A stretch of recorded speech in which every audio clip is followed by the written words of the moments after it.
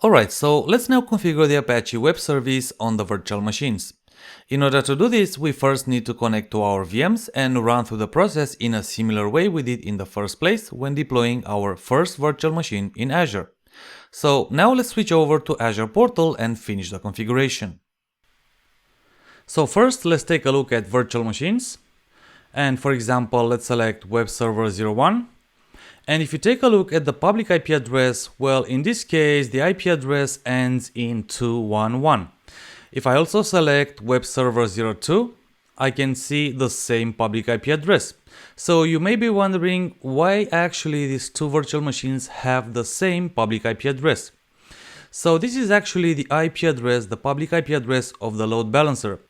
Let's validate this assumption. So I will use the top search bar and search for load balancers. And let's select it. And we have here AZ900 load balancer. And if I take a look at front-end IP configuration, I can see the IP address 211. Or even in the overview page, you can see it here like public IP address, and here's the IP. So in this scenario where we have the load balancer in front of our virtual machine web servers, well, the public IP address of the virtual machine that you communicate to your end customer is actually the IP of the load balancer. So in order to see the real IP address of our virtual machines so that we can configure them as web servers, what you need to do is go to Web Server 01, then Networking. And here in Networking, you have the NIC public IP, so Network Interface Card public IP.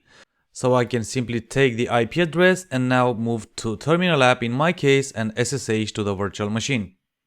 And the command is SSH admin user and I will now paste the public IP address and simply enter. I need now to confirm that I want to continue connecting, so I will type yes. And now the password admin 123 exclamation mark. And yes, we have successfully connected through SSH to our Web Server 01 virtual machine. We can now configure the Apache web service on this machine. And again, you can go to the course resources folder that you downloaded in the second lecture of the course and navigate to module 3, lecture 3.20, and take a look at the configuration steps. First, I elevate my privileges and the command is sudo su. Then I update the VM. I install the Apache service, I navigate to HTML folder, remove existing index.html file and define a new one. So let's run through the process. Again, first I elevate my privileges, so I will type sudo su.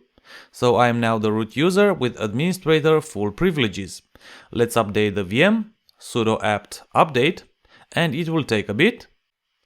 Now let's install Apache2 web service, sudo apt install Apache2 -y, and -y option means I am accepting and confirming to any questions throughout the installation process. Once the installation is complete, let's check if the service is running. Sudo systemctl status Apache2 and everything looks good. And last, let's remove existing index.html file and create the new index.html file. I will change directory to HTML folder, delete existing index.html file and create a new one, so nano index.html.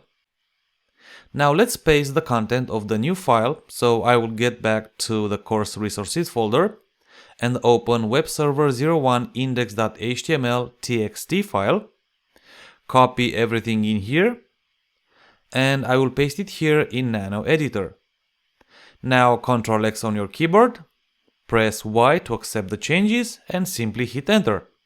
Let's now do the same for Web Server 02. So going back now to Azure Portal in order to copy the public IP address. And now back to the terminal. I first need to close the connection to Web Server 01. And I will also clear the screen. Great, so I will now connect to the second VM, SSH admin user and paste the public IP here. I will now confirm that I want to continue connecting, so I will type yes. And now the password, admin 123 exclamation mark.